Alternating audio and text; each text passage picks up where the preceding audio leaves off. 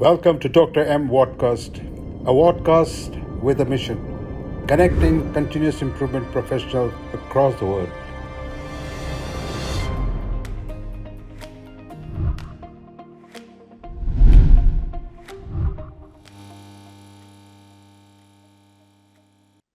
Hey, this is Dr. M, your host, and you have the guest, Patrick from Melbourne, Australia. He says it's 2 degrees over there, so he's all decked up for that. And me in India with 38 degrees, T-shirt goes on.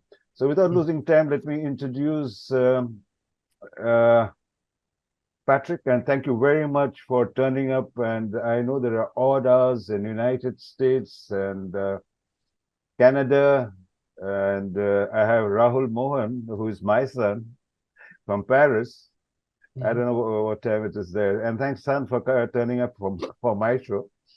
And let me introduce Patrick to you. Standard process. Here we go. So you're in Dr. M's lounge. I wouldn't know. I called it a lounge, but I swear on you, I'm not going to serve champagnes here. You're going to do your room service at your respective places.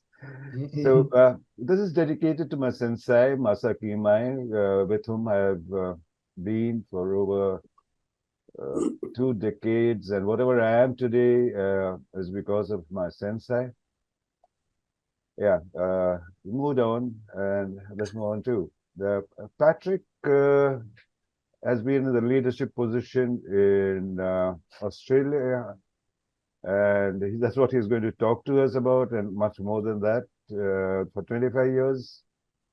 And then his stunts, his activities in UK and Germany, and also in China and Malaysia. I will know, Patrick, why you didn't come to India. Bosch is doing very well in India. Okay, Bosch has got his flair in academia, and he moved over to Monash University. There are certain names that I will not be able to pronounce. For example, he is currently the facility manager for Catholic. Now you got to pronounce the rest of it, Patrick. Yeah. Catholic Diocese of Sale in Warragul. So it's written Warragul. It's from Aboriginal origin, but it's pronounced Warragul. So it's about, the headquarters are about a 40 minutes drive from where I am, but I drive around a lot. So in this job, it's fun because the diocese covers an area of 44,000 square kilometers, just to give you an idea. So a typical day, which was like on Monday, I traveled, I think, for just one trip, 425 kilometers. Bit of fun. Enjoy yourself. So here we go. And I'm passing it on to Patrick. Patrick, talk to us. Thank you. Thank you, Dr. M. Okay, it's a pleasure for me to have a chat to you all today. So you know from the start, this is about a sharing of my own experience. It's not going to be a PowerPoint slideshow. I think Dr. M was surprised. I'm only going to have one slide, and it will be somewhere in the middle. But what I'll do is I'll try to sort of keep talking for about, 30 or 40 minutes, and then have enough time to cover some of the questions that have been asked. Sorry. And also to answer any more questions from you. What I'm sharing is a personal journey of understanding of lean and understanding what lean leadership is about. Is it perfect? Absolutely not. If it was, there'd be something wrong, because here I am with Dr. M in the background with Kaizen, and Kaizen is basically implying that we're never perfect. So the story of Bosch with lean is that we had 2 goes at it. The very first go at lean that we had was actually essentially what many people go through. We did lean. Yeah, we did it.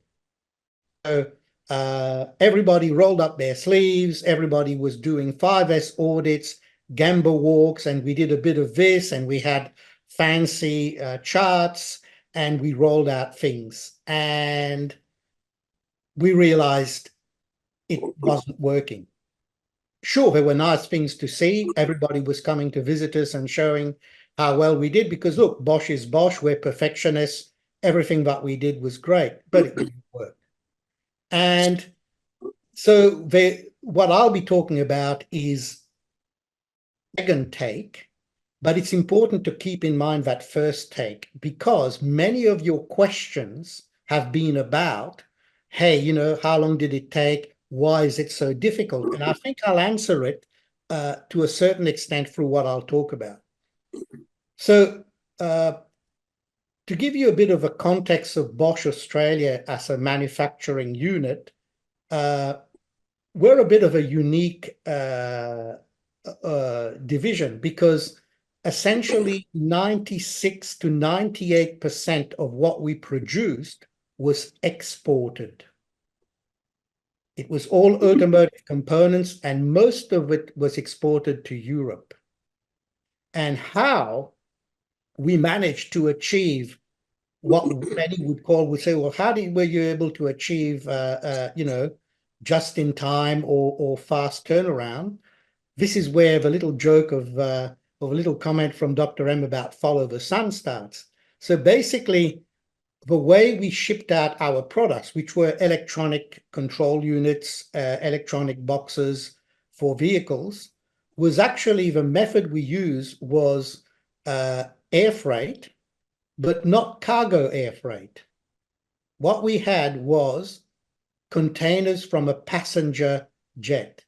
So essentially, the flight we had to make was the Qantas Melbourne to Singapore flight that left every day at 4 p.m. So what we had was two aircraft containers that fitted back in the days in a 747. So quite nice, good size.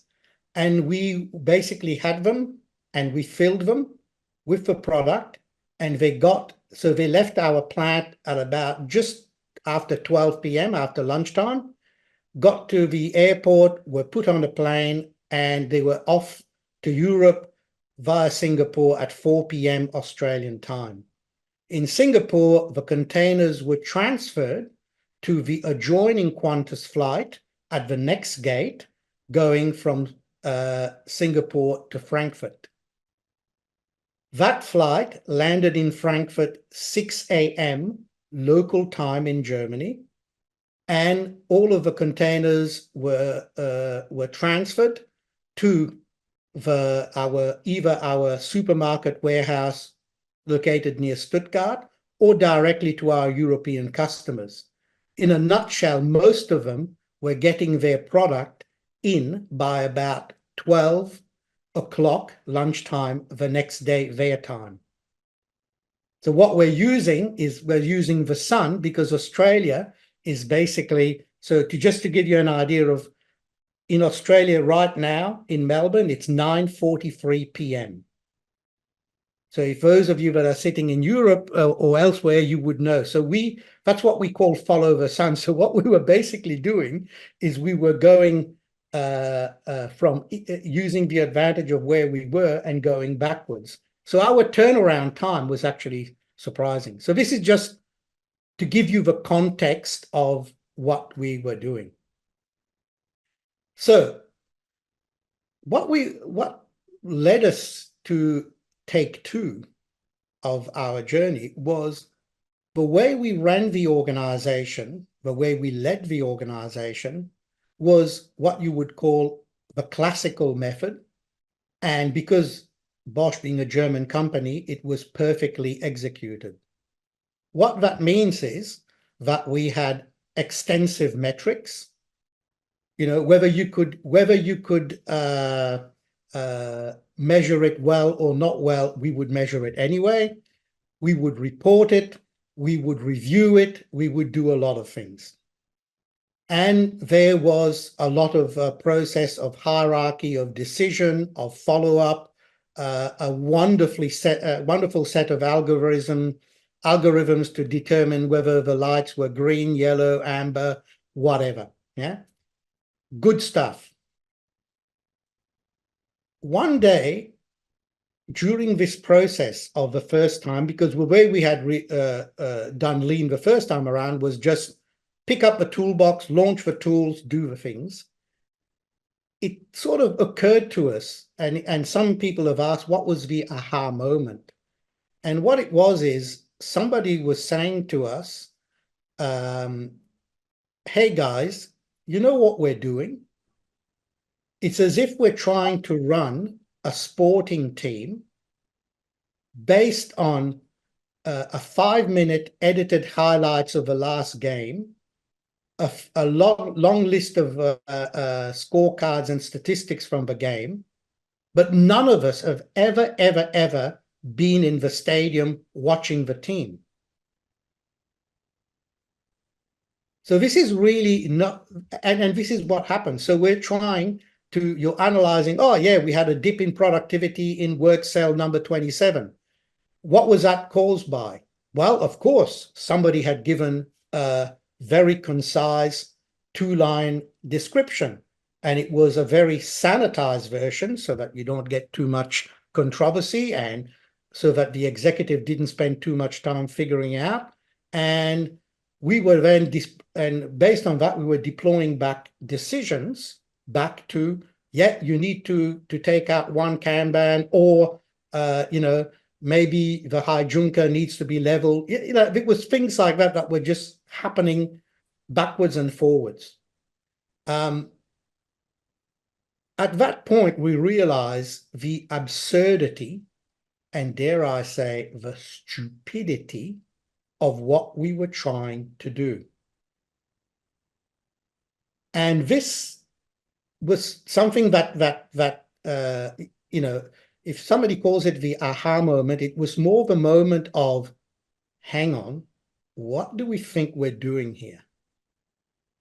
And when we realized, and at that point, it was becoming clear that the more we were doing these supposedly sophisticated decisions being thrown back down to the floor, request for actions, the more disconnected we were from what was really going on.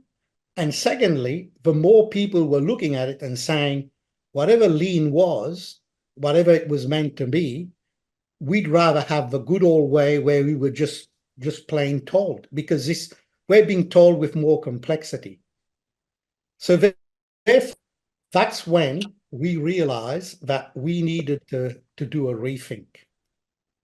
Now, my personal rethink of what lean should be, and therefore what lean leadership should be, is can be summarized in, and that's the only slide I'm going to ask Dr. M to show now.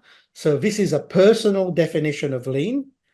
And so my personal definition of lean is about making the most judicious and timely decisions at the closest point to value adding and creation.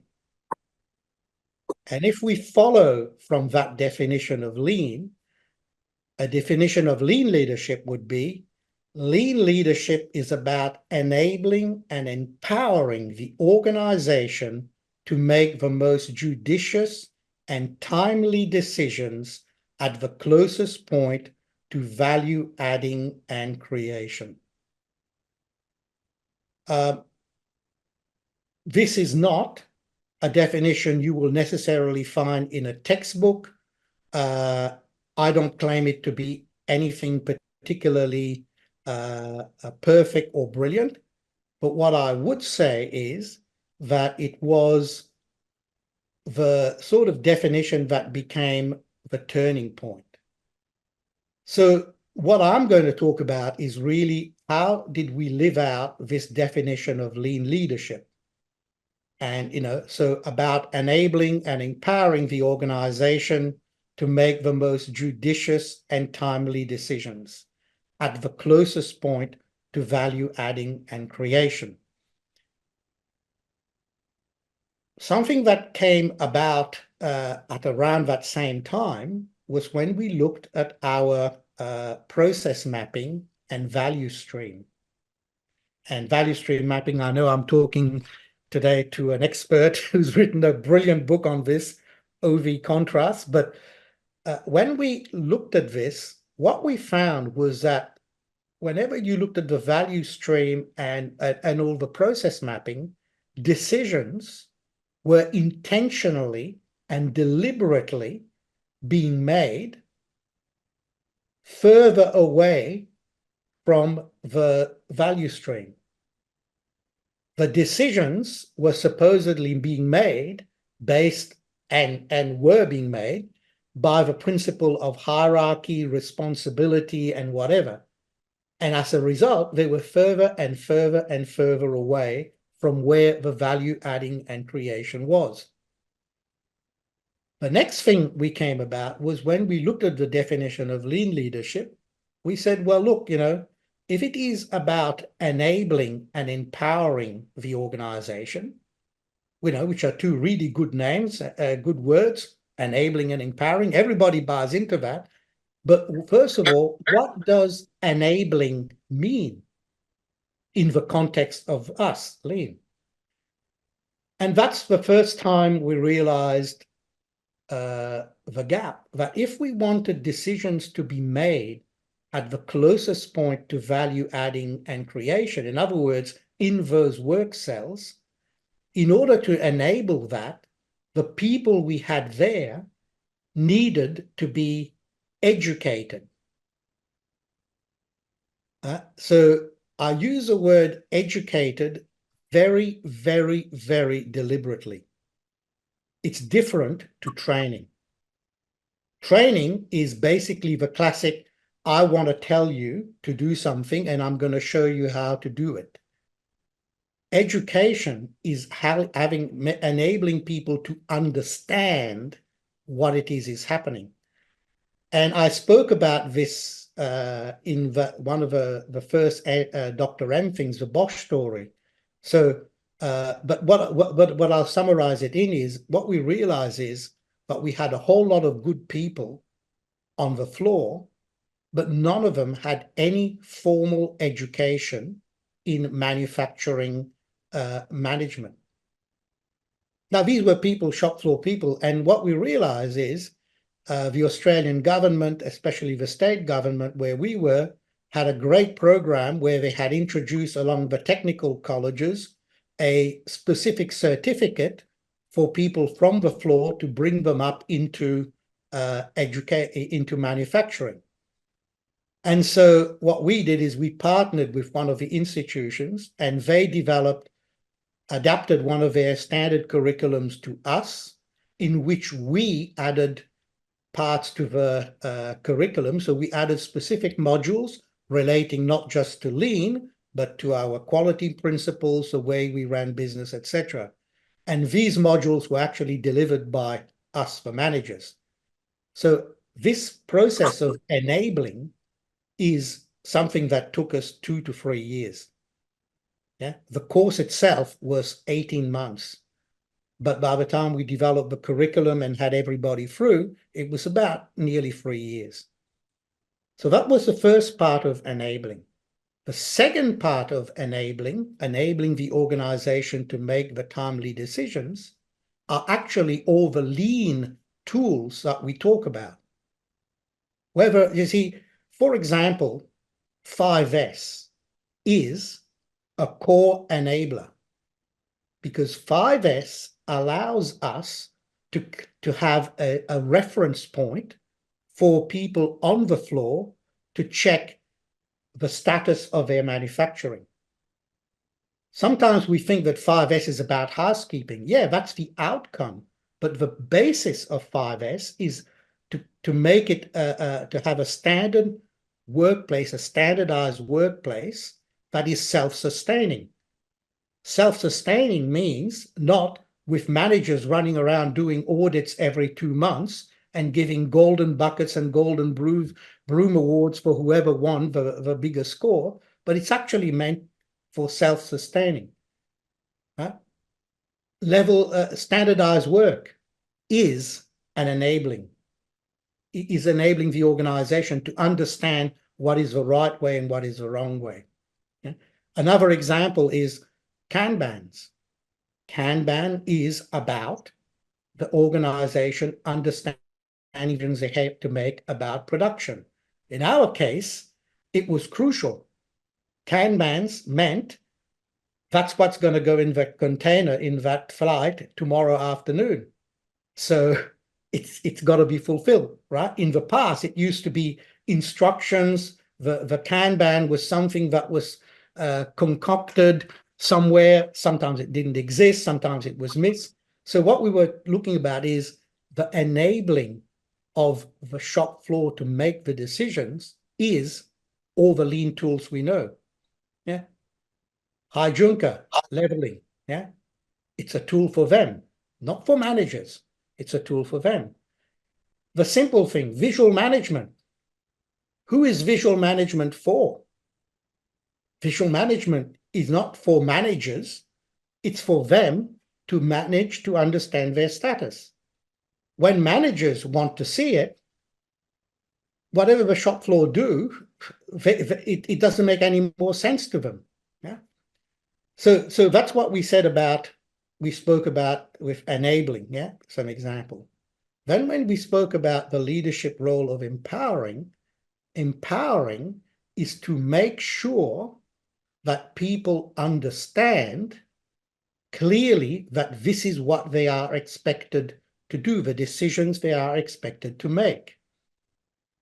Now, how do you if you wanted an embodiment of how you would do it, and this is what we did, is actually our method of empowering was to remove levels of management between the shop floor and the executive.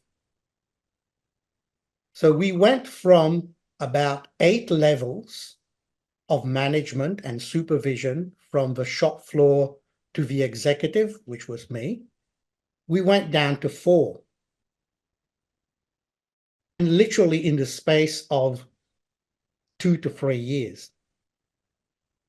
And the reason why this is about empowerment is because you can say to people you're empowered, but if on a day-to-day basis, all they're doing is following orders from the next level up, who are following orders from the next level up, who are following instructions from the next level up, what decisions do they have to make?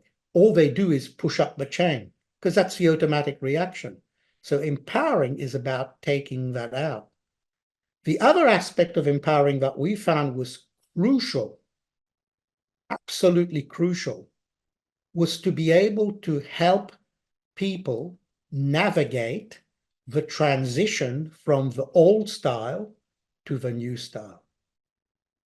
Because you see, the paradigm, the operating paradigm, because between the old way, decisions are made right at the top and instructions flow backwards, right? That is in completely, totally opposite to decisions are made to the closest point to where value is added and created. And so that's a massive change. And people don't just change overnight. And people don't just change because a manager wrote on a piece of paper and in a procedure, or we worked out in free workshop, this is what's going to happen. It changes because we are continuously empowering people. Some of you would ask, how did you do that? But it's actually a very, what I'll describe is far from sophisticated, but perhaps you might see it differently. I'll just contrast to you what my day-to-day was. And remember, I was a regional president. Okay? So what my day-to-day was before and after.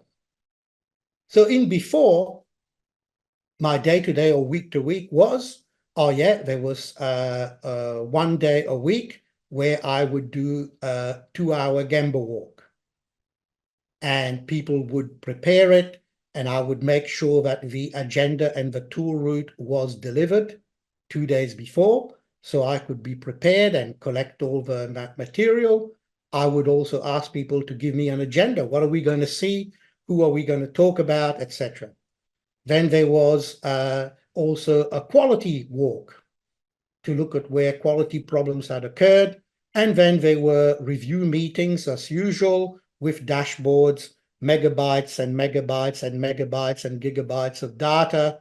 And always all the information had to be prepared in advance. So that was my week before.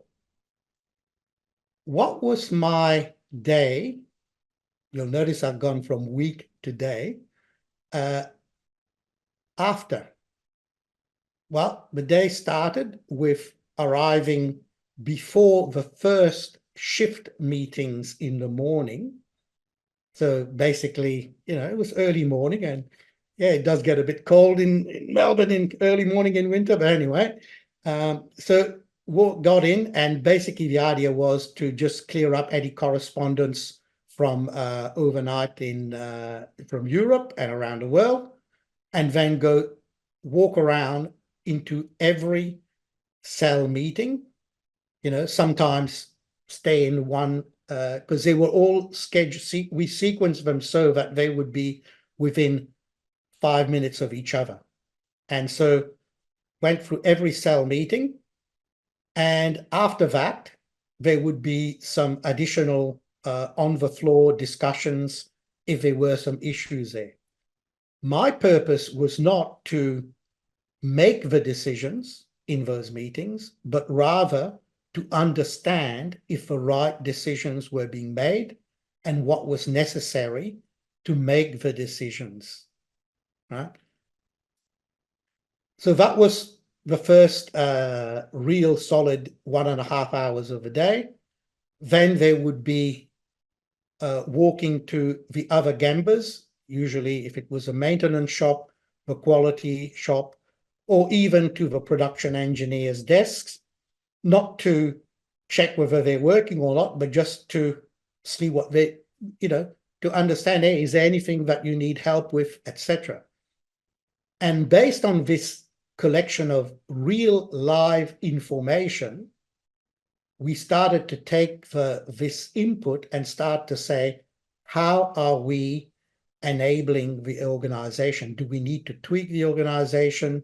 Do people understand? Have people got the right levels of competencies, etc., etc.? So in addition to these daily routines, and by the way, we repeated them at the afternoon shift meetings as well, because we were still there. The other thing that we also did was to look at then all of the enabling activities. So as I said, we were hands-on. We're going to deliver training of certain modules when it comes to the education. We also spent a fair amount of time on what we called competency management, where we looked at the competencies required all the way through the different levels of the organization, how that aligns with getting the most judicious and timely decisions made closest to value adding and creation. And this was not just done in manufacturing, but it was also done in engineering. Again, I know Ovi is online here, and he's written a magnificent book, which rings so true to me when it comes to the engineering side about, complex value streams. And what you do is in engineering processes, you find the same thing. Decisions are pushed up. Things that should be done formally are done via emails, and things that should be done via emails are suddenly escalated to all sorts of levels. So the idea being that we were always looking at the Gemba and acting hands-on. If you have all the information about what's happening every day, the amount of data and information and charts you need for your monthly reviews, annual reviews, and whatever becomes, to be perfectly honest, almost superfluous. What more are you going to learn? Because you already know, you see? And sure, we did have the reviews, but they suddenly became part of how do we enable the organization. You know? By being continuously and regularly on the floor, not with activities aligned to suit us, the managers, but rather to be there supporting the right decision being made at the closest point to value adding. One of the biggest tools or aspects of empowerment that we discovered, because that wasn't what we were looking for. And some of you had asked it in a single question, you know, what's one of those most powerful things? And that was to actually make people understand what continuous improvement really means. You see, the typical thing about continuous improvement before was people just looked at it as a project or an activity that was called continuous improvement. As a result of it, what was continuous improvement was just steps improvement, smaller steps, but just things here and there. The biggest barrier I found to people embracing and understanding continuous improvement is actually the fear, the absolute irrational fear of failure. Because you see, people, when the first time, it's a lot easier to follow the instructions. It's a lot easier to do what the boss says, to do what you do, because it's concise and whatever. When you've got to make a decision, when you've got to make a judgment, it's harder. And what happens is that the probability that you will make the right decision every time is not that great. The proof is we as managers and executives knew we had a history of years of making decisions that we were very proud of, and then with retrospect found, how dumb was that? How stupid was that? Was it because we were dumb or stupid? No, it was because we were, first of all, making the decisions far remotely, and the probability of getting it right was zero. But when you now talk about somebody who is on the floor, who has been given a fair amount of education, the first time they're going to make a decision, you know, am I going to swap around the order in which I'm going to process for Kanbans? Am I going to change the manning on this line from one to, you know, from 3 operators to 2 just for this interim period? It's frightening, because, you know, you can say, wow, I could make a mistake. I could get it wrong. I could get told off. Now, the difference is that when you are there and the boss has seen it, and the first time somebody says, look, we didn't quite get the output because I was 1 short of operator and I only had 2, and the senior executive and his 2 IC are going, yeah, okay, fine. But, you know, what do you think you learned from that? What more is there to say? You see, you can talk to people about continuous improvement and they will listen and they will believe something else. Or now this is something that is now believed. This is, yeah, so we need to continuously improve. Huh? So, and continuous improvement is viewed every day. Every day somebody talks about, yeah, I did this a little bit different. Hey, we got this, I came up with this little idea. So what's happening is that now the mindset is Kaizen. You know, I'll tell you why I like Kaizen better than continuous improvement. Because when you go back, and Dr. M will know this, when Sensei Imai talks about Kaizen, it's first of all a mindset, a thought process, an understanding of continuity in your thinking of improvement. When we talk about continuous improvement, whilst it means the same, the perception we always have is those CIP projects. Yeah, we've got to have a project. It's got to have a beginning and an end, and it's got to have an outcome. Yeah, it's got to have an outcome. We've got to see the result. Before we commit the resources, we've got to see the result. Yeah. Yeah. So that's interesting, because when we talk about Kaizen and the true spirit of continuous improvement, guess what's in it? The expectation that we may not get it right. But we may get it wrong. We might make a mistake. We might make the wrong call, or we may make a call that we, in hindsight, could have been better. But you know what? That's exactly what we want, because what happens is the more people understand that they could have done it better, the more they will continuously improve. Contrast this with the spirit that was before, which was, you got it wrong. Yeah. Was it right? No, wrong. And so what happens now? Nobody wants to do anything wrong. Nobody wants to get anything wrong. So they stop improving. Yeah. What they will do instead is say, well, we've got a task to turn up to workshop to come up with an improvement of this or that. Yeah? So this is just giving you an example of how what we realize about empowerment and how the spirit of Kaizen, the real Kaizen, was imbued. So we were working on this. As I said, it was one of those things that came about. We didn't plan it that way. This is what happened. A lot of other things happened as well.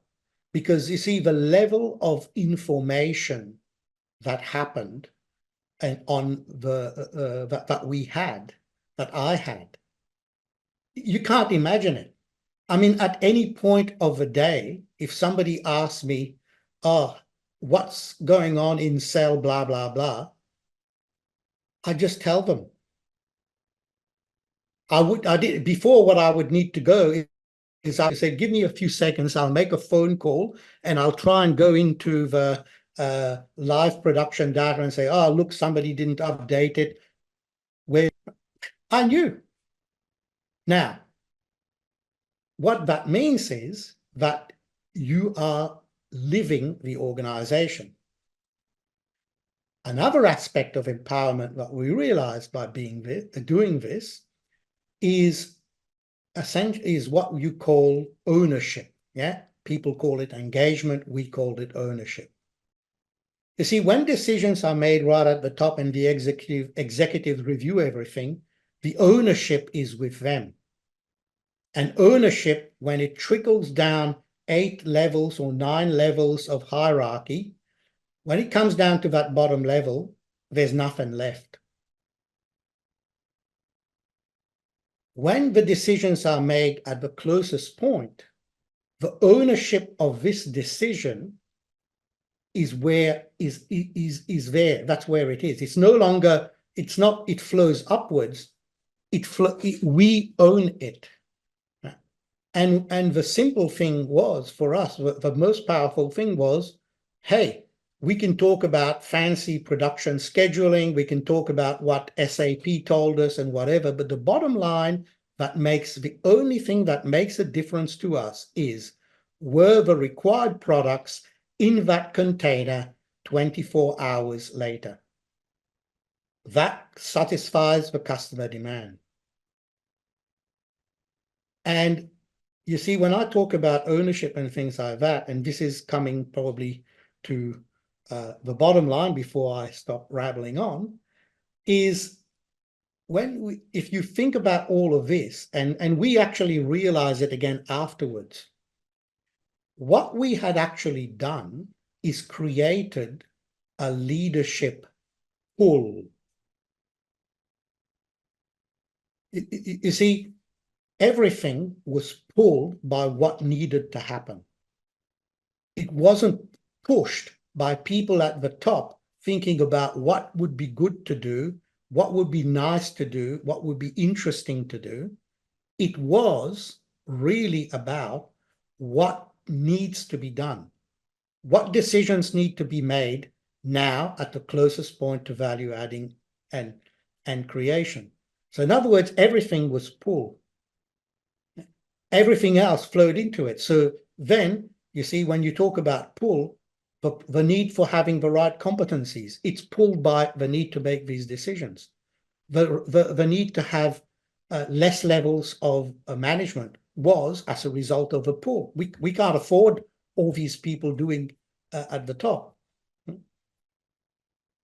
Another aspect, which some of you might be thinking, well, you guys did all these things, educated your people, whatever. So you would ask a question, how much money did you pay to your people on the floor? And this is maybe nothing to do, not directly related to lean, but I'll just give you this interesting statistic that what we realized was that the gap, the multiples between what the top executive was paid compared to the average on the shop floor at the lowest level had gone from 1 to 10 to 1 to 6. So in other words, and since the executives, I can tell you, we weren't paid any more, what it meant is that the average wage at the lowest level had gone up because we had gone now for a wage system based on competencies. And if the question you might ask is, how the hell did you guys afford it? The answer lies in by getting rid of all these additional levels of management. A whole lot of people were ready to retire, were ready to go and whatever. And there's no, there's no secret about this. If you take out levels of management, each manager is worth, one manager could be worth 2 or 3 or 4 of those employees. And how much value did those managers that you took out add? You can do the maths on that one.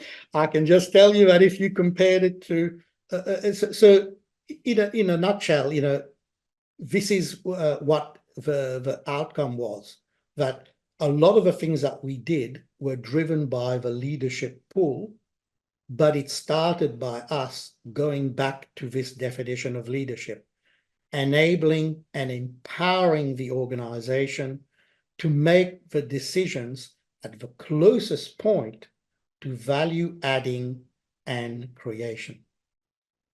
So with that, I'll pause a little bit. I think Dr. M has got a number of questions that came from the audience and that came from just prior. And I'll try to answer them in a summarized way, and then I'll throw open to any of you as well who've got any questions. So Dr. M, if you want to put the next. So I think in Andre's question, I reckon I've definitely answered the aha moment very well. And I think the question about why do current management struggle, I think I've tried to do that by explaining our own struggles. And I think when you talk about your third question, is there one element is unique? Perhaps it lies in, the answer lies in that definition of lean leadership. So I think, Andre, since you're online, if I haven't answered this enough or you want to go further, please interject, okay? No, thank you. I think you've covered it, and it's for me it's interesting because what I find fascinating is adoption of lean. It's not necessarily following a recipe. It's basically how can you embrace principles and adapt them to what you do. And there is no right and wrong answer. There are so many debates on Toyota is using a 4S system, so why everybody's using 5S and things like that. So it's more what makes sense for you and how can you make it work for you. So I really appreciate all your sharing. And Thank you. And I think you nailed it on the head. And I think a lot of the questions and a lot of the concerns people have with lean are not really the concerns they have with lean, but rather the concerns they have with methodologies and principles. Yeah. Yeah. So what are the best ways someone not in a leadership role can help management to practice things the lean way? That is one of those questions about how do you help management and whatever. I'll answer this. It's my answer. It's not a perfect answer, and it's probably a provocative answer. If you try to convince a manager to do about some lean things, you will end up with what we did in take one. They will say, oh, how about I like this idea of 5S, or I like this idea of Kanban, let's do that. And so what we've ended up with all the time is people doing lean as opposed to becoming lean. I'll just make a small play on words here, but it's an important one. If somebody says, I am now lean, my humble opinion is they don't know what they're talking about. You will never be perfectly lean. You cannot claim anything. You are simply on a journey to lean. That's all. And the good thing about the lean journey is that you'll never be worried about the question, what do I do next? Because there's always, the more you do, the more you'll know what there is to do.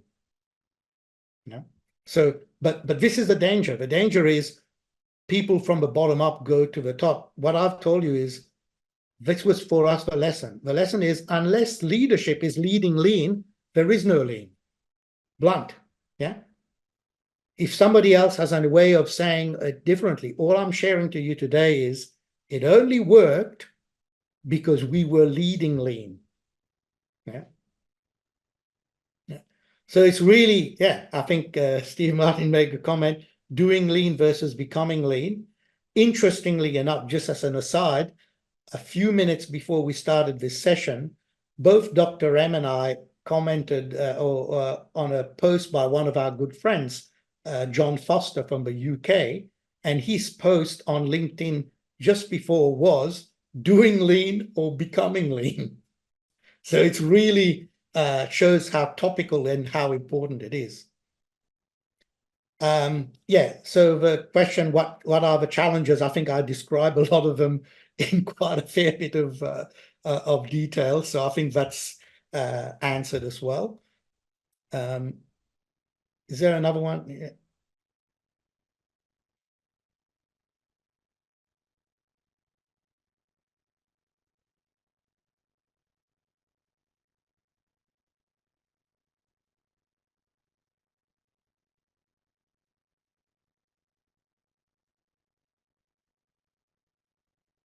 Yeah. So I think this is actually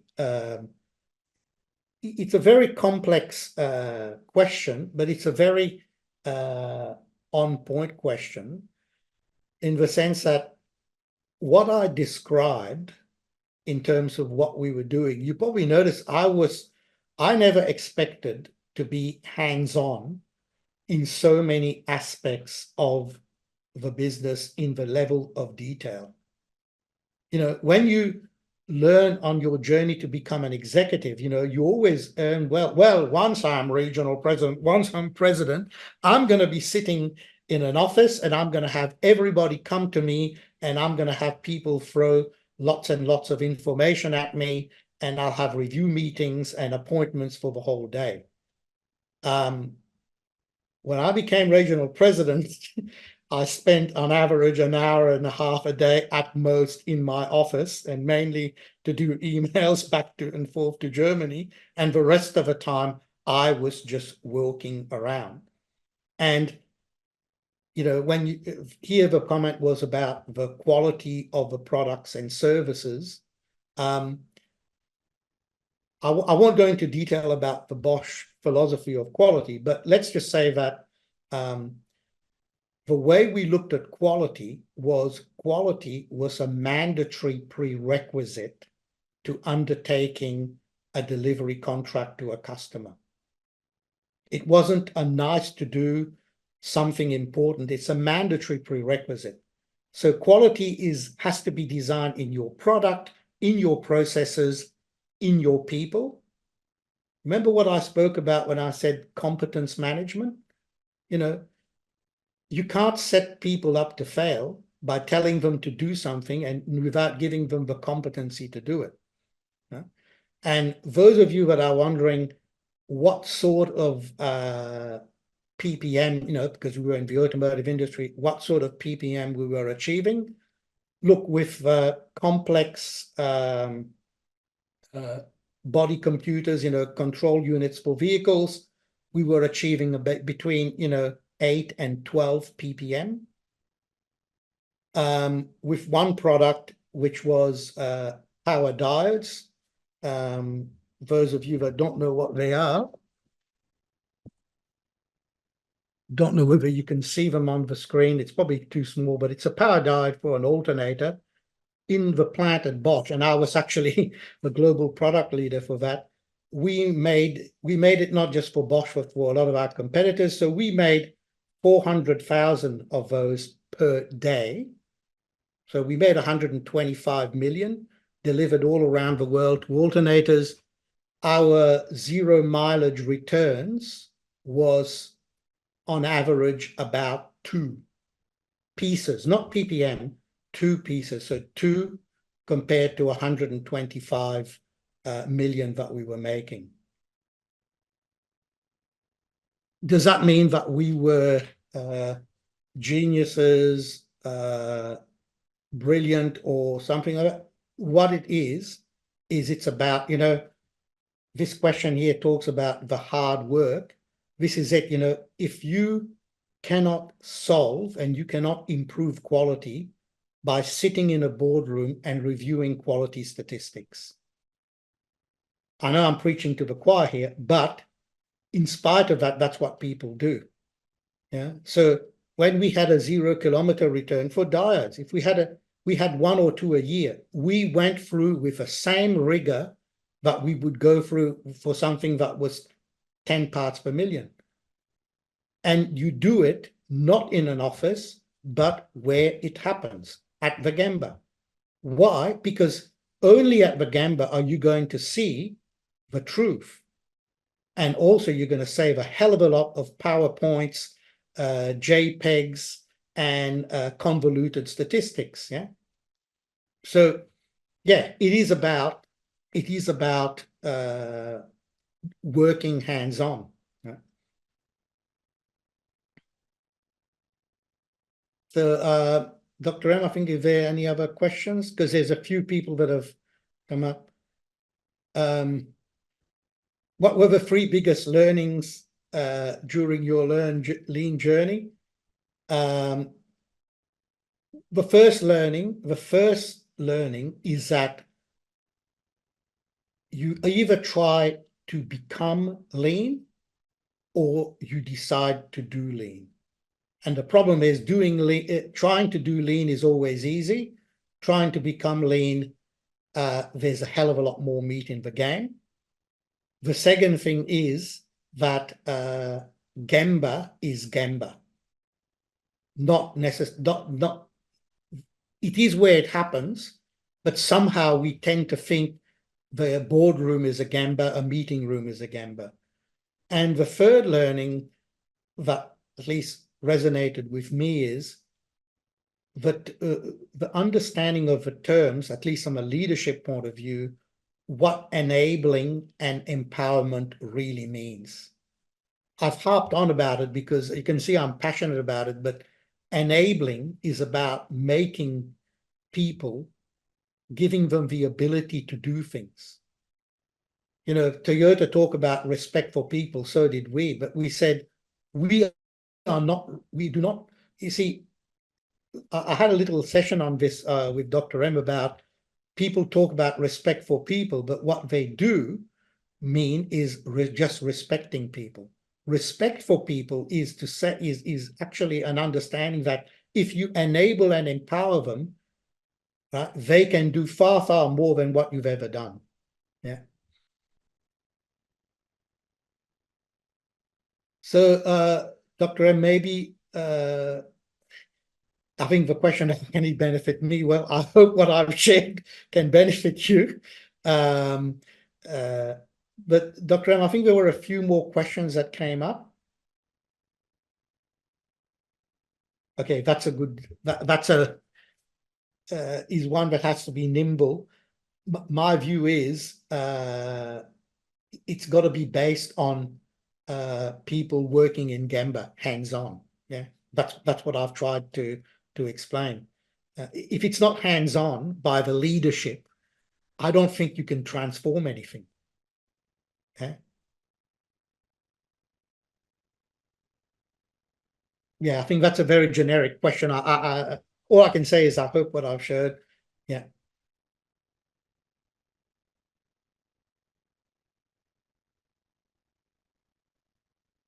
So, yeah, so this particular question, after so many years, if you were to get a chance to read, what would you do differently? Basically, we would accept that we can't do lean, we have to become lean. As I said, maybe the first time doing it was the lesson that taught us. You know, that's a lesson that we learned, that we had to do it, but that is it. And I'm sharing today with a hope that some of you will get it, that some people will get from the leadership point of view, hey, you can't delegate it, you can't hire in people, you can't bring in consultants. You as a leader have to lead. And if you're going to lead it, you've got to understand what it is. Right? You've got to have your own definition of what you want from your organization as a result of lean.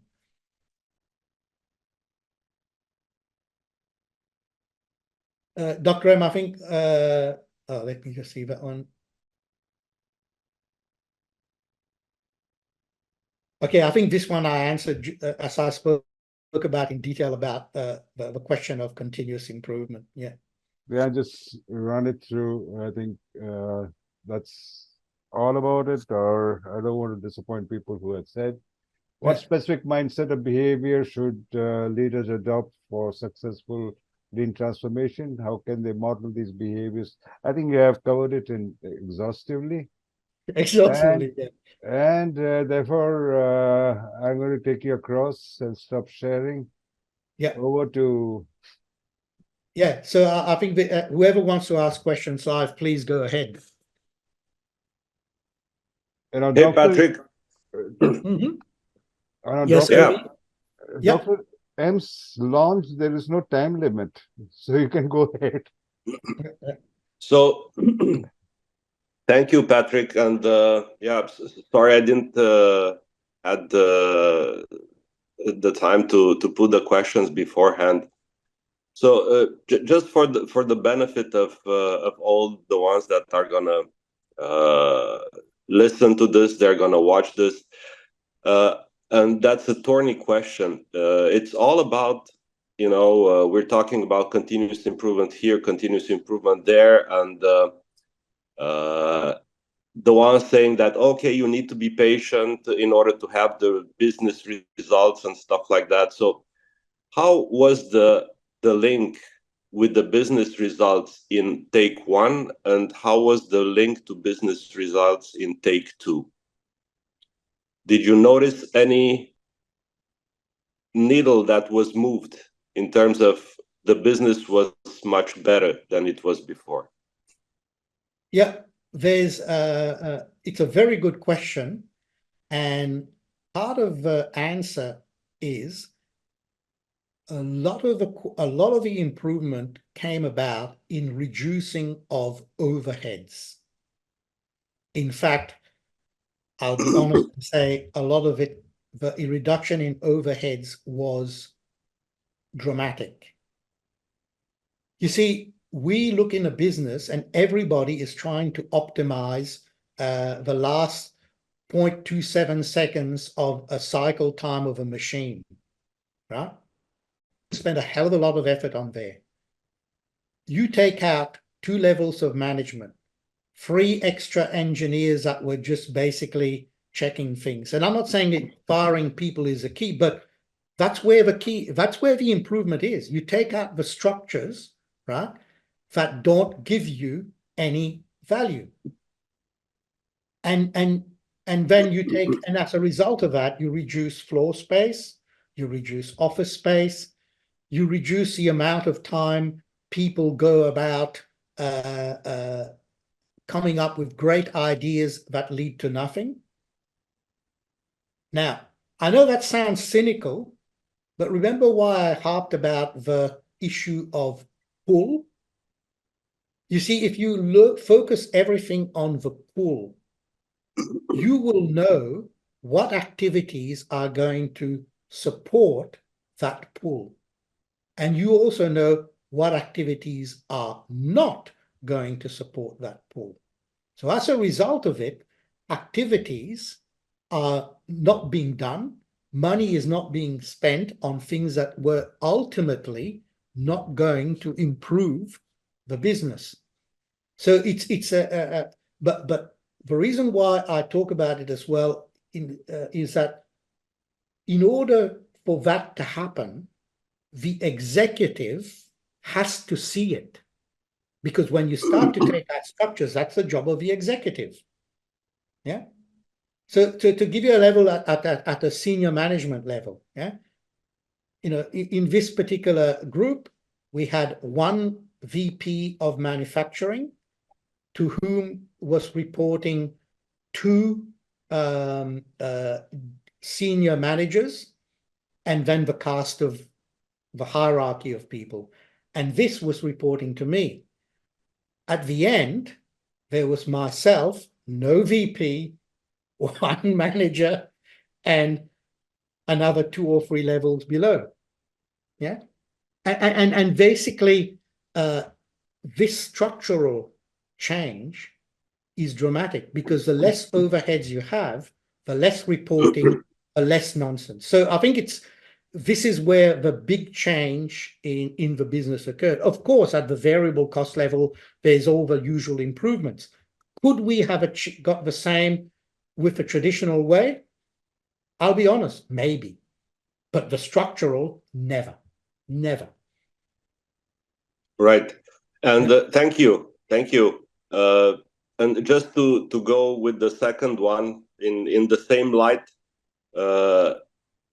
please just reiterate what made the difference in between using the tools in take 1 and using the same tool in take number 2.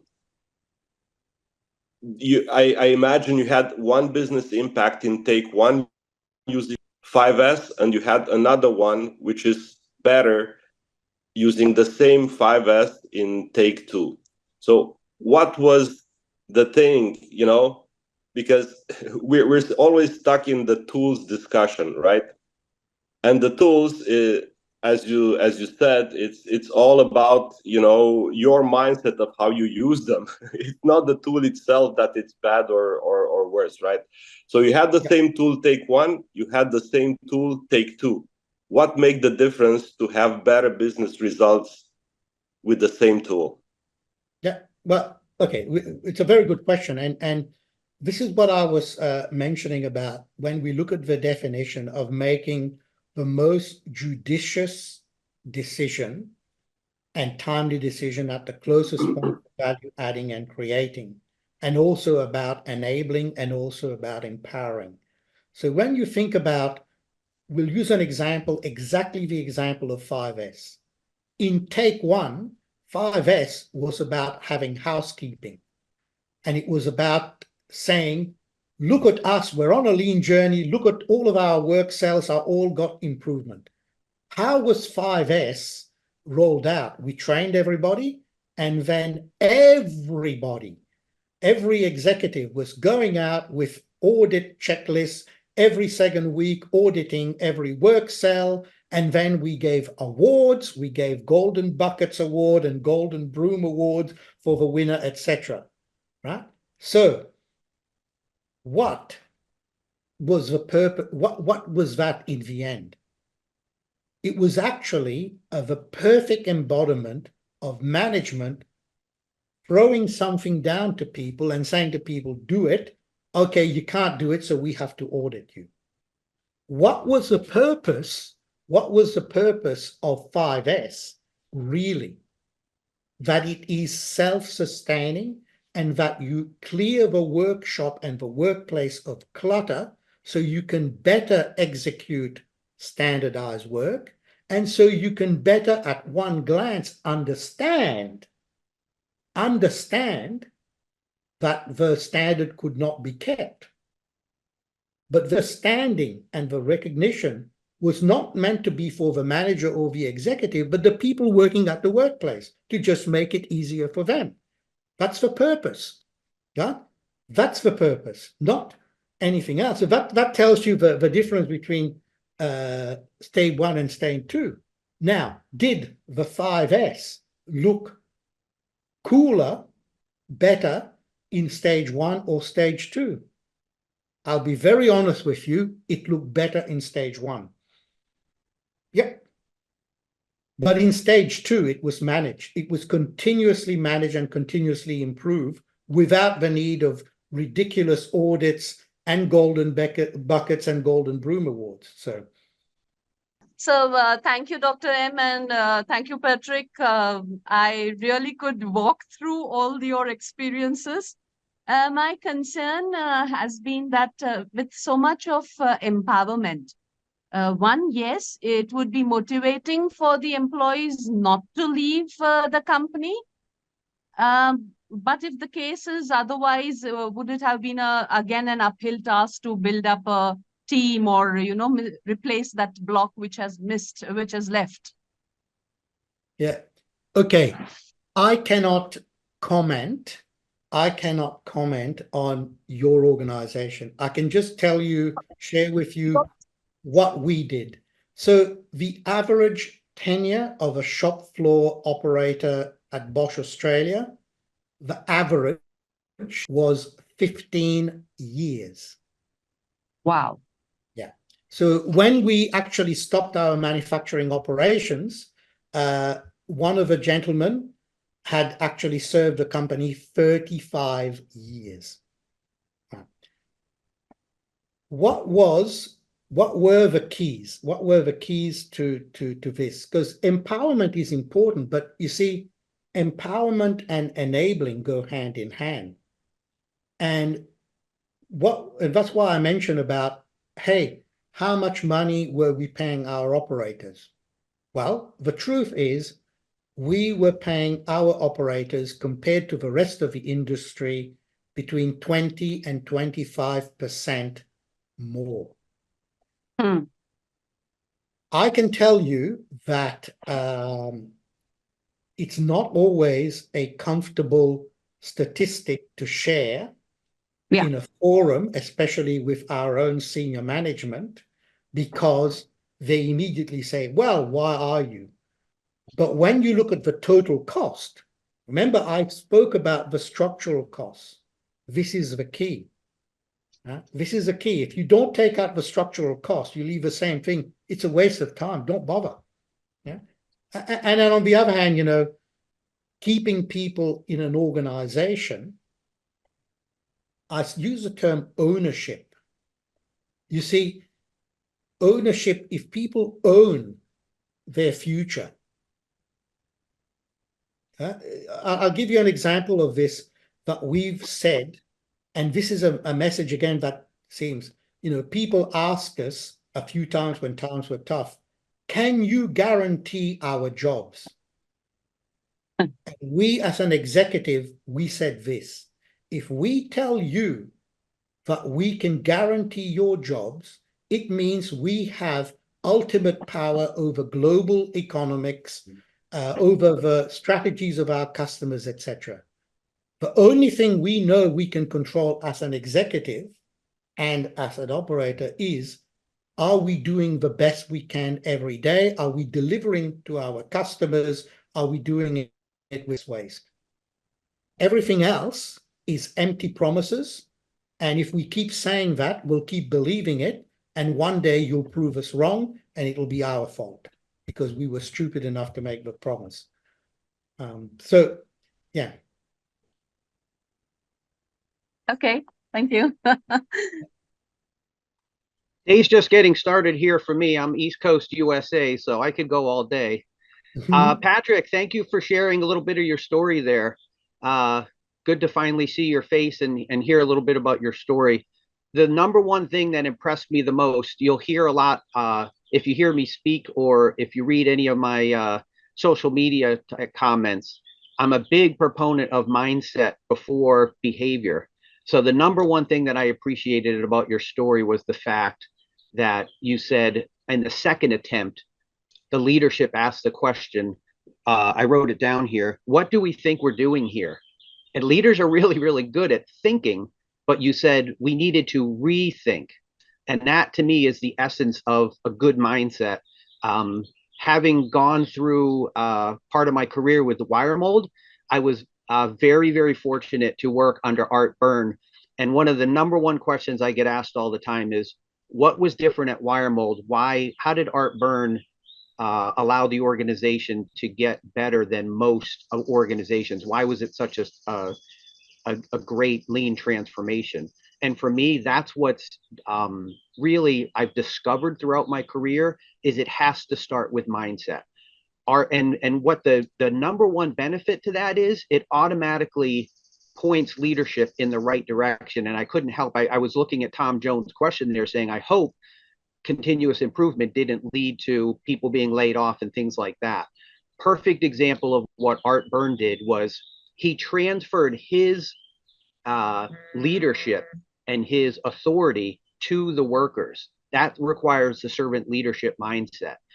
What it does when you do that is engagement goes up. I saw my friend Colleen there put in the chat her engagement chart about critical thinking. It takes critical thinking is one side, but it takes trust. The number one question that Art got right in the beginning at Wire Mold was, okay, great, we're gonna do lean, we're gonna do continuous improvement, but isn't that gonna lead to layoffs? And that was the number one concern with the union was, can you guarantee I'll still have a job? And what he said, he flipped it.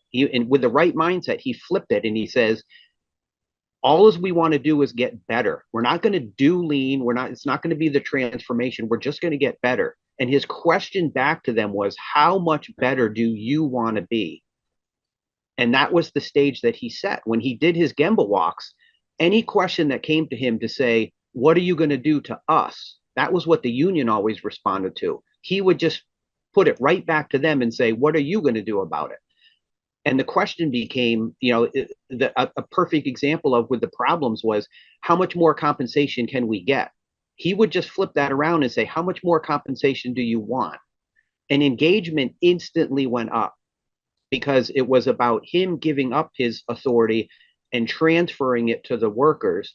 And once that trust was built, when they said, okay, let me try this, and they did something and things got better, he would just, as a leader, he would congratulate them and fuel them onto, okay, now how can we get better than that?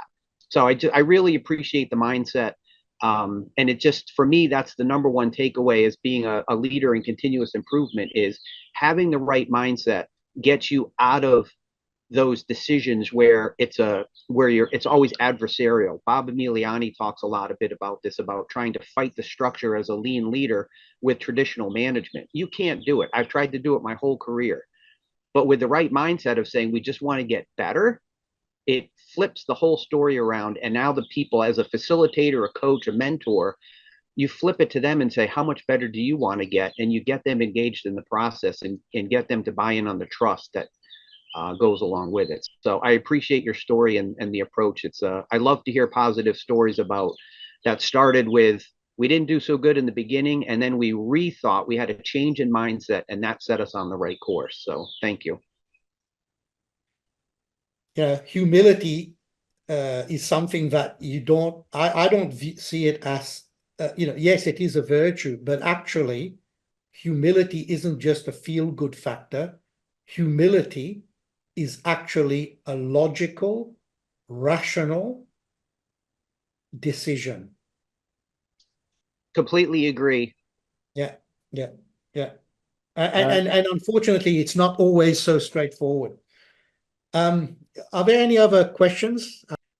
May I add one thing? Because I think it ties into this topic, and maybe it can become a new topic for a new session for Dr. M, which is, Dr. Deming put in his system of profound knowledge, psychology, and we don't go too much at that, but there is a huge body of work on neuropsychology, especially in the workplace. And unfortunately, the whole body of work, it's used the best by marketers, not by people, in organizations to look at the work. And I think the codification of it in Lean was done by Philip Holt. I think he's using somebody else's model, which is believe, think, feel, and act. So how can you tie this human type of behavior, or how our mind works, into how you can actually take advantage of it in the workplace? So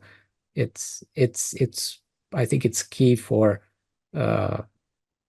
management and leadership to understand it and get it into the whole discussion.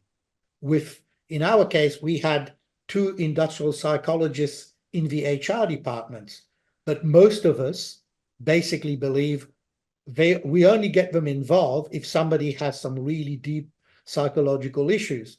When we started to ask them the intelligent questions, why is this so? We learned a hell of a lot more. And so that was, very important. Thank you. Yeah, Patrick, first of all, great, amazing job today. And I just want to reiterate what I put in the chat is there's a very key thing you mentioned up front, which is about context. And also to remember that in the US, for example, much different labor protection laws. So you're dealing with a backdrop which perhaps was a bit favorable to the approach you took in flattening the organization and people not running in the opposite direction with regards to lean. In the US, people do associate reductions in force with losing things like health coverage and with poor healthcare system in which many who with preconditions are denied healthcare in those changes. So it very much becomes a survival component. So that is what is trickier in the US, but let's keep talking. Great job, and we can learn from each other. I wish you the best. Thank you. Thanks a lot, Steve. At last, I met you. I have been chasing this guy called Steve Martin for 3 years, and he never came on my show. Really? So I'm going to catch you. We had a one-on-one, but I still have not been on the show. But I love your lounge. Yeah, come over. I think it's going to edit some parts. Thank you, Patrick. It's supper time for you? Oh, it's bedtime, actually. And since I'm now going to edit certain things. Dawn, you made my day. Thanks for coming. Yeah, my pleasure. Yeah.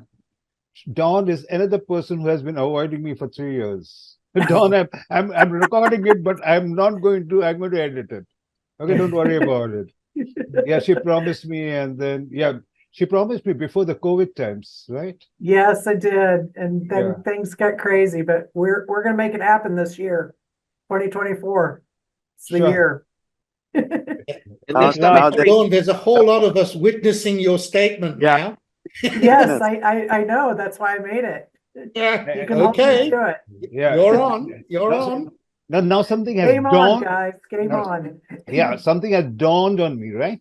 Okay, thank you very much.